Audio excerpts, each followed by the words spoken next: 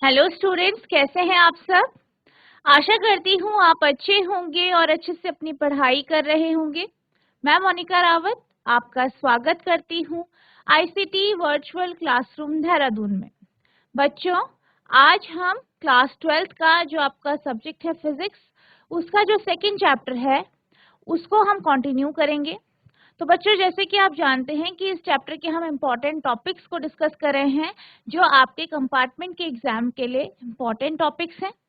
तो बच्चों, पिछले लेक्चर में हमने इस चैप्टर को स्टार्ट किया था और हमने ये जाना था कि इलेक्ट्रोस्टैटिक पोटेंशियल क्या होता है।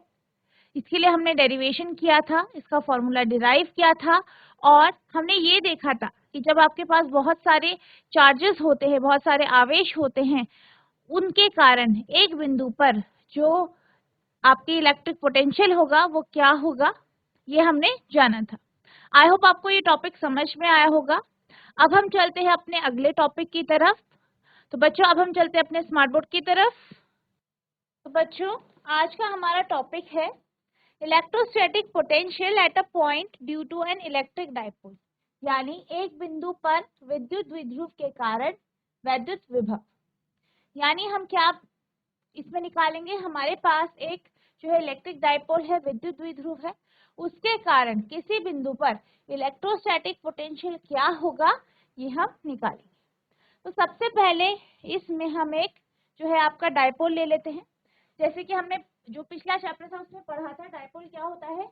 डायपोल जो होता है वो एक सिस्टम होता है जिसमें दो चार्जेस होते हैं, दो आवेश होते हैं, जिनका जो आवेश होते हैं वो विपरीत होते हैं, यानी एक ऋणात्मक होता है और दूसरा धनात्मक आवेश होता है, लेकिन जो उनका परिमाण होता है, मैग्नीट्यूड होता है, वो बराबर होता है।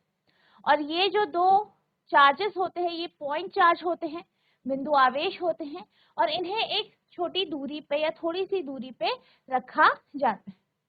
ठीक है, तो मान लीजिए कि आपके पास दो बिंदु आवेश है जो कि आपने ए पॉइंट और बी पॉइंट पे रखा है।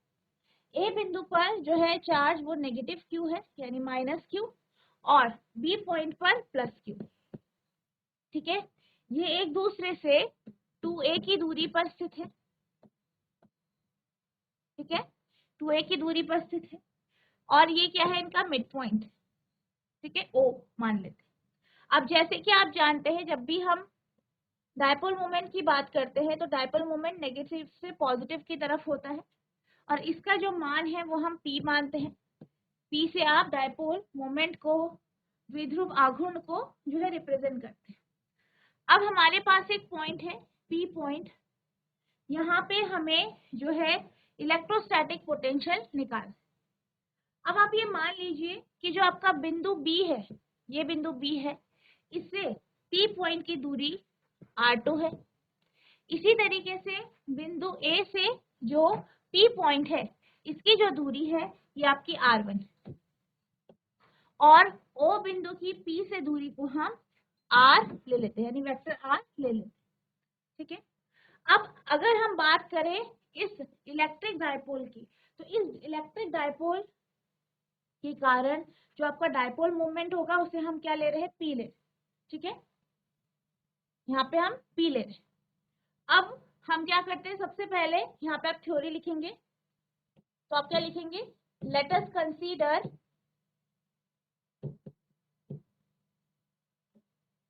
एन इलेक्ट्रिक डायपोल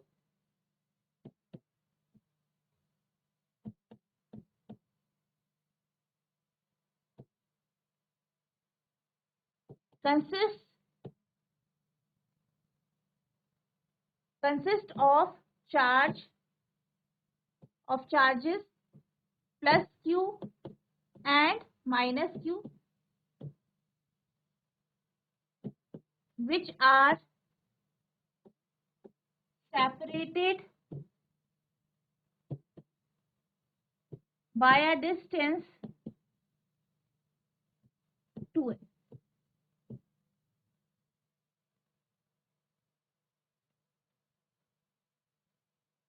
मान लीजिए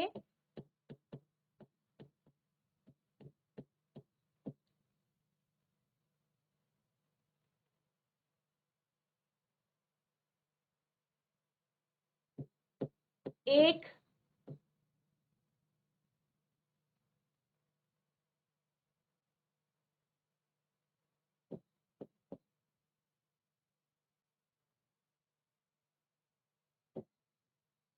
एक द्विध्रुव है,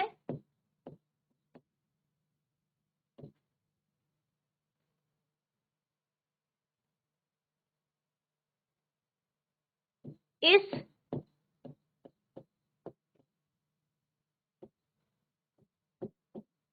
द्विध्रुव में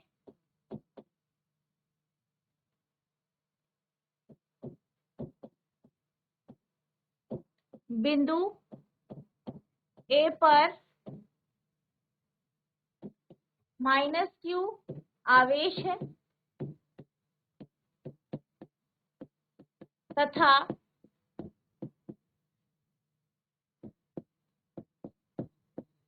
बिंदु बी पर +q बिंदु आवेश है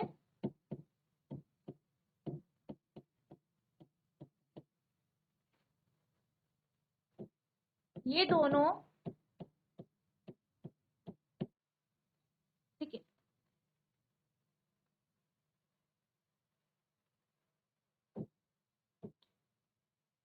यह दोनों एक दूसरे से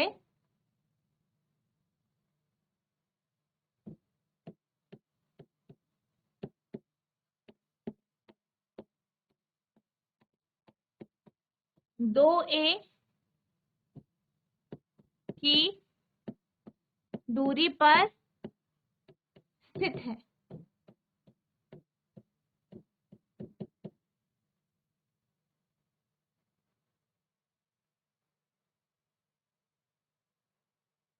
अब आप लिखेंगे so dipole moment will be, यानी द्विध्रुव अघूर्ण होगा। इसे आप लिखेंगे P equals to Q into 2। ये आपका इक्वेशन 1 हो गई, समीकरण 1 हो। अब हम बात करते हैं बिंदु P पर जो आपका -q चार्ज है, ठीक है, जो आपका कहाँ पे है, A पॉइंट पर है। इसके कारण P बिंदु पर जो आपका इलेक्ट्रोस्टैटिक पोटेंशियल होगा वो क्या होगा,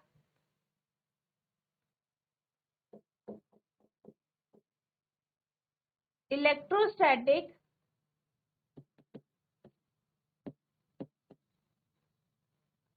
potential at P due to -q। इसको हम V1 से रिप्रेजेंट कर सकते हैं, तो V1 बराबर -q अपॉन 4πε0 R। तो आप यहाँ पे देख सकते हैं, पिछले लेक्चर में हमने ये देखा था कि इलेक्ट्रोस्टैटिक पोटेंशियल का फॉर्मूला क्या हो। तो यहाँ पे जैसे कि आप जानते हैं कि +q के कारण जो P बिंदु है वहां पे क्या लगेगा, इलेक्ट्रोस्टैटिक पोटेंशियल लगेगा, ठीक है, विद्युत विभव लगेगा। तो जो यहाँ पे विद्युत विभव यानी इलेक्ट्रोस्टैटिक पोटेंशियल जो लगेगा उसका जो फॉर्मूला है वो है आपका V इक्वल्स टू Q।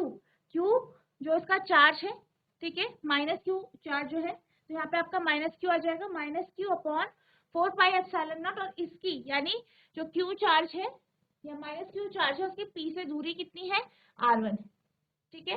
तो यहाँ पे इसका जो फॉर्मूला इसलिए V1 equals to -q upon 4πε0 R1 हो। इसी तरीके से जो दूसरा चार्ज है +q चार्ज, उसके कारण P बिंदु पर जो इलेक्ट्रोस्टैटिक पोटेंशियल होगा वो आप लिखेंगे electrostatic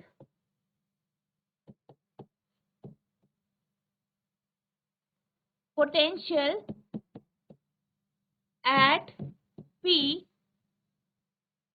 due to +q charge. तो ये आपका हो जाएगा विद्युत विभव, ठीक है, V2 equals to Q upon 4πε0 R2, ठीक है। तो ये आपका तीसरा समीकरण और चौथा समीकरण हो, यानी इक्वेशन 3 एंड इक्वेशन 4।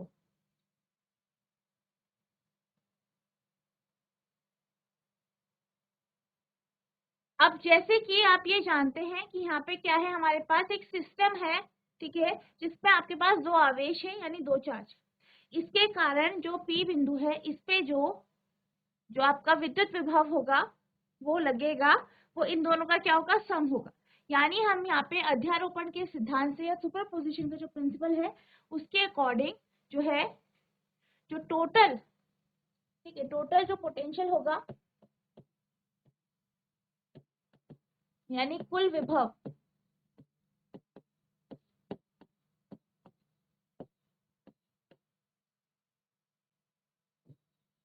P पर वो होगा आपका V equals to V1 plus V2, ठीक है, V1 प्लस V2।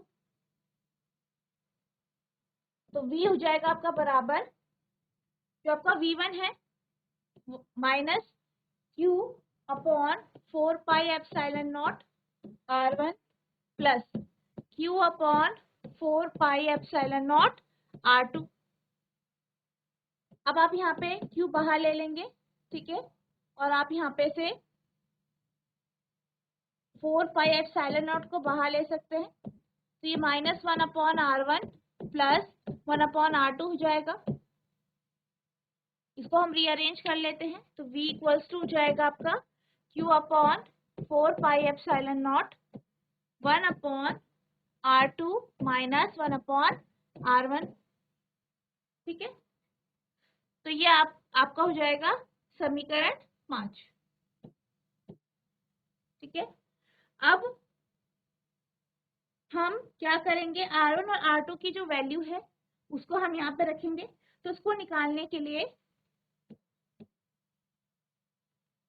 हम लिखेंगे R1 का square equals to R square plus A square plus 2AR cos theta, ठीक है। तो ये कैसे आया है आपका, ये आपका R1 है,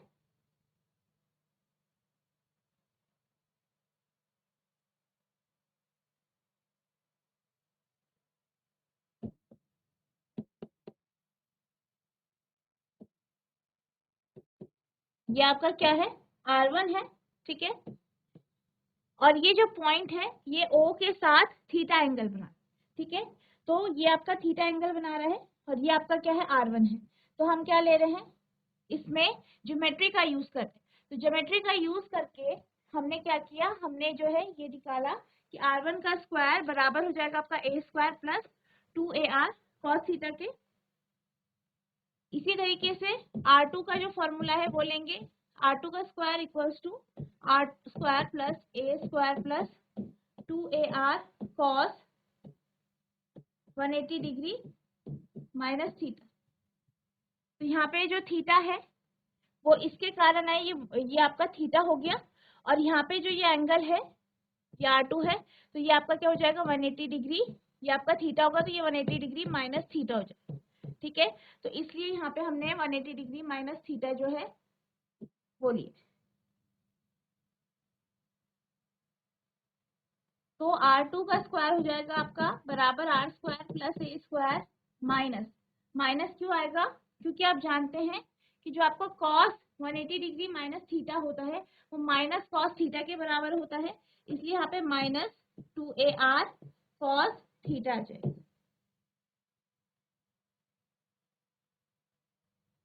अब हम क्या करते हैं इसमें, यानी जो आपकी ये आपकी हो जाएगी 6th इक्वेशन और ये 7th इक्वेशन। इन दोनों में हम क्या करते हैं, आर स्क्वायर को राइट साइड में बाहर ले लेते हैं। तो आपका हो जाएगा R1 का square equals to R square 1 plus A square upon R square plus 2A R cos theta upon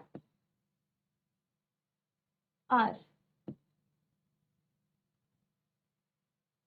2A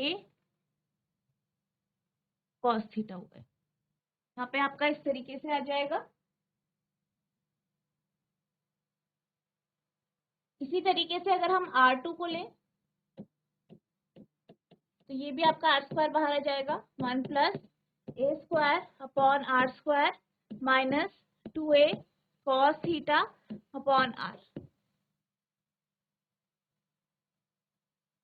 अब हम इनमें क्या करते हैं, हम ये मान लेते हैं कि if a is very very small then r, यानी ये बहुत ही छोटा है r से,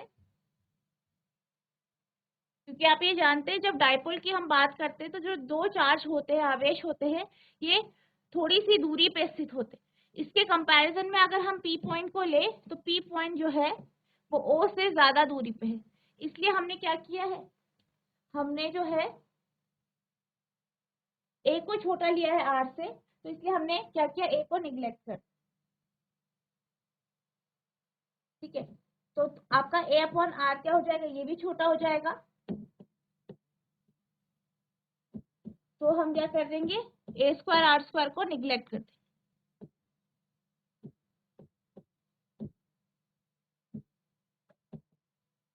अब आप इसे निग्लेक्ट कर देंगे, इसे हटा देंगे, तो आपके पास हो जाएगा r1 का square equals to r square 1 plus 2a upon are cos theta, ठीक है। और इसका अगर आप रूट ले लें, स्क्वायर रूट लेंगे तो r1 equals to r into 1 plus 2a cos theta upon r जिस पर 1/2। इसी तरीके से r2 जो होगा वो आपका r1 minus 2a cos theta upon r1/2 हो जाएगा, ठीक है। अब इसका आप रेसिप्रोकल लेंगे तो 1/r1 हो जाएगा, 1/r into 1 plus 2a upon r cos theta whole minus 1/2, और जो r2 होगा वो हो जाएगा 1/r2 equals to 1/r1 minus 2a upon r cos theta minus 1/2। तो हमने यहाँ पे 1/r1 और 1/r2 की वैल्यू निकाल दी है। अब हम इसे जो इक्वेशन 5 है उसमें रख सकते हैं, तो v हो जाएगा आपका, सो सब्स्टिट्यूटिंग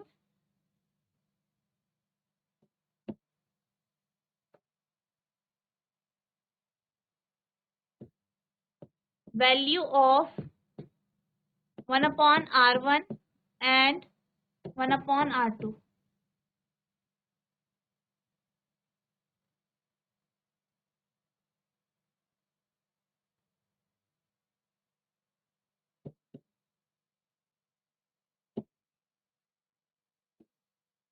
in equation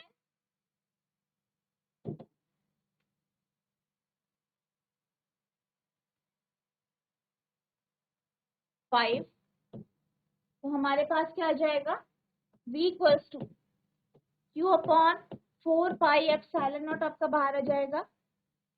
पहले आप लिखेंगे जो है r2 की वैल्यू, तो ये है आपकी 1/r1 minus 2a upon r cos theta minus 1/2 minus, ठीक है, माइनस आएगा 1/r1 plus 2a upon r cos theta minus 1/2, तो v equals to q upon 4 pi epsilon naught 1/r, ठीक है। अब आप इसको जो है बायनोमियल थ्योरम से खोलेंगे तो आपके पास आ जाएगा ये 1 प्लस, ठीक है। तो माइनस 1/2 आपका, जैसे ये माइनस है, माइनस 1/2 आगे आ जाएगा तो फिर ये प्लस हो जाएगा, 2 से 2 कैंसिल हो जाएगा, कुछ इस तरीके से होगा, minus 1/2 2a r cos theta, ठीक है। तो यहाँ से 2 आपका 2 से 2 कैंसिल हो जाएगा और यहाँ पे ये पॉजिटिव हो जाएगा, तो आपके पास जो यहाँ पे वैल्यू आएगी वो आएगी plus a upon r cos theta, ठीक है, माइनस 1/r इसको भी आप बाइनोमियल थ्योरम से खोलेंगे तो ये हो जाएगा 1 minus a upon are cos theta. इसमें भी इसी तरीके से ये खुलेगा और ये आपका इस तरीके से ही सॉल्व होगा। ठीक है, अब आप इसे लिखेंगे v equals to Q upon 4 pi epsilon naught. आप इसे पूरा खोल देंगे 1 अपॉन आर प्लस, जो आपका 1 अपॉन आर है इसे आप बाहर ले सकते हैं, इसे हम बाहर ले लेते हैं, यहाँ पे आ जाएगा ये, तो ये अंदर हो जाएगा आपका 1 plus A upon are cos theta minus 1 plus A upon are cos theta. Minus 1 plus 1 cancel हो जाएंगे, तो v equals to Q upon 4 pi epsilon not R A upon are cos theta plus A upon are cos theta. तो v equals to हो जाएगा q upon 4 pi epsilon not R, ये दोनों add हो जाएंगे तो 2a upon are cos theta. तो v को आप लिख सकते हैं q into 2a upon 4 pi epsilon not r square और cos theta as it is, और q इंटू 2a जो होता है वो आपका डायपोल मोमेंट के बराबर होता है, तो आप इसकी जगह p लिख सकते हैं, तो ये हो जाएगा p cos theta upon 4 pi epsilon not r square. तो ये आपका इलेक्ट्रोस्टैटिक पोटेंशियल की वैल्यू आ गई p पॉइंट पर, किसके कारण, डायपोल के कारण। ठीक है, तो इस तरीके से आपका v का वैल्यू निकलेगा। अब हम बात करते हैं कि जब आपके डायपोल का जो एक्सिस है, जो आपका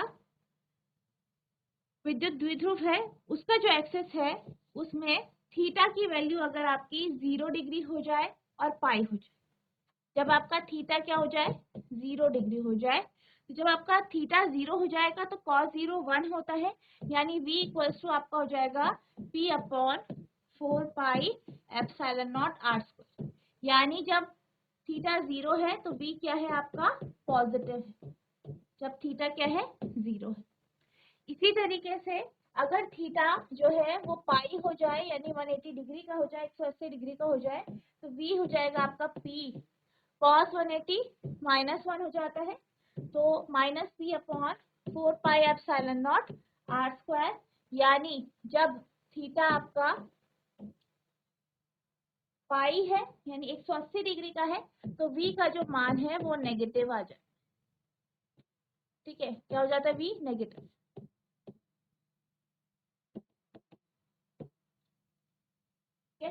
इसी तरीके से अगर थीटा की वैल्यू अगर पाई बाय 2 है, पाई बाय 2 यानी जो पॉइंट है वो कहाँ पे है,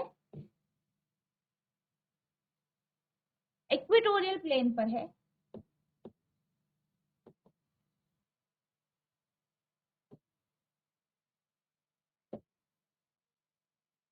तो थीटा आपका पाई बाय 2 हो जाएगा। तो पाई बाय 2 आप जानते हैं, कॉस अगर पाई बाय 2 रखे तो वो 0 होता है, तो v इक्वल्स टू आपका हो जाएगा p upon 4 pi epsilon not r square और कॉस पाई बाय 2 आपका 0 हो जाएगा, यानी v क्या हो जाएगा 0 हो जाएगा। यानी अगर आपका जो थीटा की वैल्यू है वो अगर पाई बाय 2 है तो इस केस में v 0 हो जाए। तो आपको इन केसेस का भी ध्यान रखना है। तो बच्चों आज हमने ये देखा कि जो आपका एक डायपोल होता है, जो आपका विद्युत द्विध्रुव होता है, उसके कारण किसी एक बिंदु पर जो है इलेक्ट्रोस्टैटिक पोटेंशियल क्या होगा ये हमने जाना। इसके अलग अलग केस हमने देखे। आई होप आपको इसका डेरिवेशन समझ में आया होगा। एक इम्पॉर्टेंट डेरिवेशन है, आपको इसको जो है प्रैक्टिस करनी है, बहुत ज़्यादा इम्पॉर्टेंट है आपके एग्जाम के पॉइंट ऑफ व्यू से। इसके साथ साथ जो हमने पिछले क्वेश्चंस करे हैं उनको भी आपको पढ़ते रहना है। तो बच्चों आज के लिए बस इतना ही, मिलते हैं अब नेक्स्ट सेशन में, तब तक के लिए thank you and have a nice day.